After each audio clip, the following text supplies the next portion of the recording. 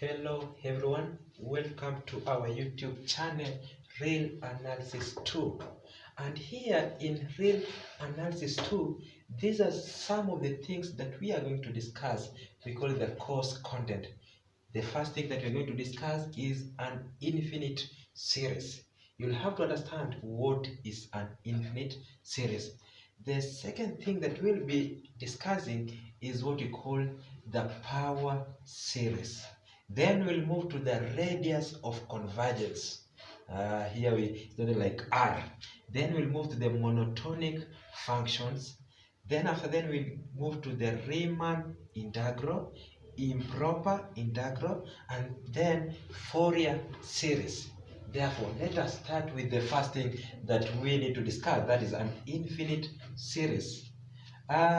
What is an infinite series? What do you need to understand when we mention the term infinite series? By definition, this is an expression of the This is an expression of the form whereby you get the summation of n equals to 1 up to infinity, an equals to a1 plus a2 all the way to an, whereby the a1, a2 up to an are called the terms of a series. For example, if we let the Sn be the sum of the first n terms of the series, then we will have the following. Number one, S1 will be equal to A1. S2 will be equal to A1 plus A2. S3 will be equal to A1 plus A2 plus A3. For example, if we have what you call the S4, what will we be having? A1 plus A2 plus A3. Therefore, we have the formula here. If we have the Sn, this n represents the terms of a series, will be equal to A1 plus A2 plus A3 all the way to plus An. Remember, I have said that the n represents the n terms of a series. There we have a statement here. Sn will be equal to Sn is the nth partial sum of the series.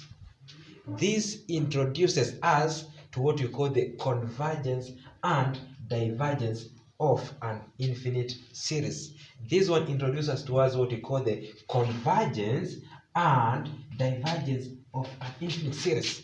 And in some of the examples that we'll be working, we'll be seeing if that the series, does it converge, or that series, does it diverge. Therefore, let us have this statement. If an infinite series has a partial sum, get to hear this clearly. If an infinite series has a partial sum, then it is convergent. Remember, a series, it does what we call convergent, but the limit converges.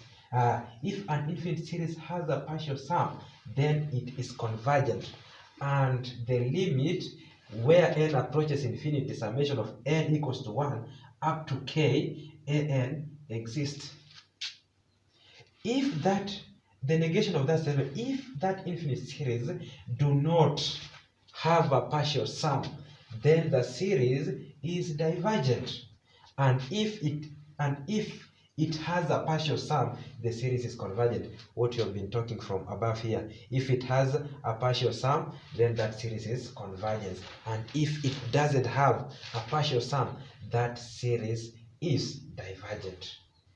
Thank you.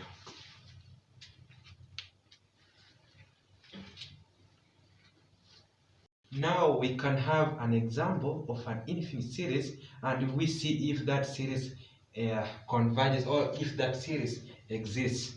Let us have an example one. Yeah, we have this example where we have the summation of n equals to 1 up to infinity 1 over n into n plus 1. Therefore, a question comes this way: find if the series exists. Find if this series exists. Find if the series. Find if the series. If the series exists. Therefore, this is the point where we'll be able to begin. We'll be able to find the S1. Remember, we said from the introduction part that S1 will be equal to A1. So we'll be, where we have what you call, remember our formula was being written this way, Sn. This 1 represents the n term of a series. Then we'll be able to replace our 1, where we have n, we replace it with 1. Therefore, we have 1 plus 1, it will be 2, times 1, it will be a half. So S1 will be equal to a half. How can we find S2? We say that this S2 will be equivalent to A1 plus A2. Therefore, we have our A1 to be equal to a half. Then our A2 will be equal to, if we replace here with 2, it will be 2 plus 3. We get what? 2 plus 3, we get, that is 2 plus 1, we get 3. 3 multiplied by 2, we get 6. Therefore, it will be 1 out of 6. Therefore, we find the LCM of these two numbers, 6 and 2. The LCM of 6 and 2, it is 6. So 2 goes into 6 3 times. Therefore, it will be 3 plus 6, 1 times 1. It will be 4 out of 6. And then let us simplify this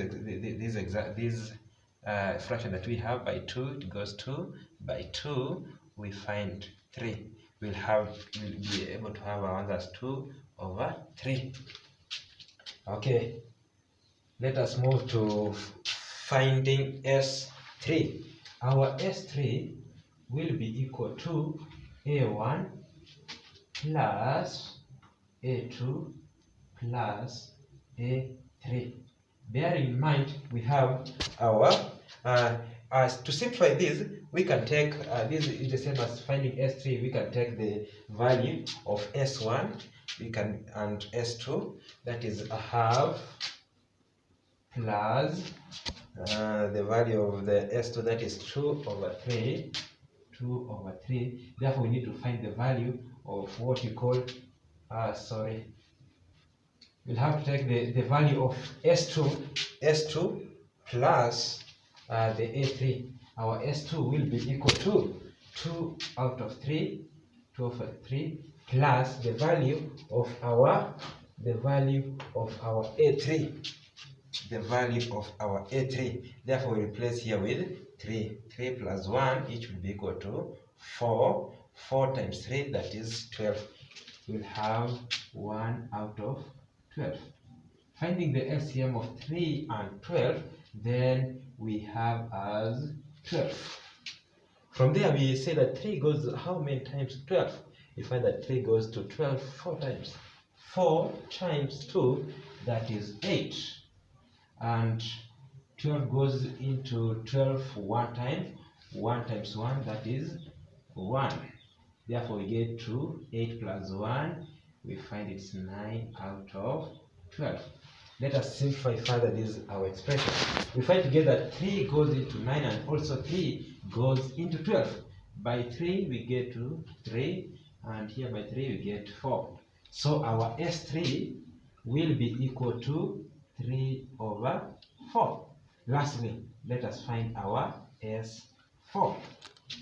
This S4 will take our S3 plus the A4. The A4. Then let us replace 4 to our series here. 4 plus 1 we'll have to get, that is 5. 5 times 4, that is 20. We have to get our answers. S3 plus A4, our S3 is 3 over 4 plus 1 out of 20. Hope you can see this clearly.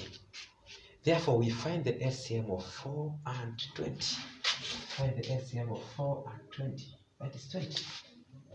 Therefore, 4 goes into 20 how many times? 5 times. 5 multiplied by 3, that is 15.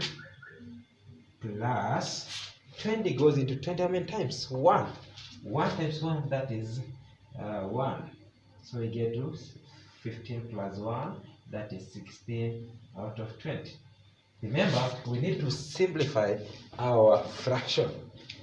The simplest number can go to 16 and 20, that is 4. By 4, we get to 4, and by 4 here we get to 5. Therefore, our S4 will be equal to 4 over 5. I hope you can see this clearly. That's our S4 will be equal to 4 over 5. From there, we need to find what you call the formula of this. Get to see this, that our S1 will be equal to, we have S1 as a half. Our S2 will be equal to, our S2 we have somewhere here, 2 over 3. And our S3 we have as 3 over 4. And lastly, our S4 we have it as 4 over 5. 4 over 5. Looking at these S1, S2, S3, and S4, we can find the formula of this series by saying that our Sn will be equal to, as you see the numerator, we have the numerator and the denominator. I hope you understand by the term fraction, that we normally have the numerator above and the denominator below. As you focus very clearly in the numerator part, we have 1, we have 2, we have 3, we have 4. It is increasing by 1, 1. Therefore, we can say that in this formula of ours, we have n. N represent the terms of a series. If n equals to 1, then therefore we'll have 1. If n equals to 2, as we proceed there. And how can we find our numerator, the formula? You see, this formula must give us these answers that we are finding here, S1, S2, and S3, up to S4. You see this is increasing 2, we have 3, we have 4, we have 5. Can you say that this is n plus 1? Let us try n plus 1. Maybe if we have our n to be equal to 1 plus 1, we get 2, and n is 1 out of 2. Therefore, this is the correct formula. Let us prove the last 4 over 5 by using this formula. If we can get this answer 4 out of 5, let's say that our n here there equals to S4, our n equals to 4. Let us prove this. If our n equals to 4, therefore we replace here with 4. It will be 4 over n equals to 4. 4 plus 1. Therefore we get to 4 over 5. Therefore, this is the correct formula of this series. This is the correct formula of this series. This is the correct formula of that series. From there, we need to find if that limit exists. We need to find if that limit exists. If we have our formula, therefore the next step is to find if that limit exists. We have our formula as Sn equals to n into n plus 1. Therefore, if we want to find if this series exists, therefore we need to find the limit of this sum of this formula of ours. The limit as n approaches infinity. The limit as n approaches infinity of n into n plus 1. And here we focus we'll divide everything by n. We'll divide everything by n. This will be equal to n over n all over n over n plus 1 out of n. To your calculation, you can get clear this and this will cancel. Then we'll have here 1 out of this, and this will cancel. We'll have 1. The limit of 1 over n as n approaches infinity will be equal to 0. Will be equal to 0. Therefore, we'll have 1 over 1.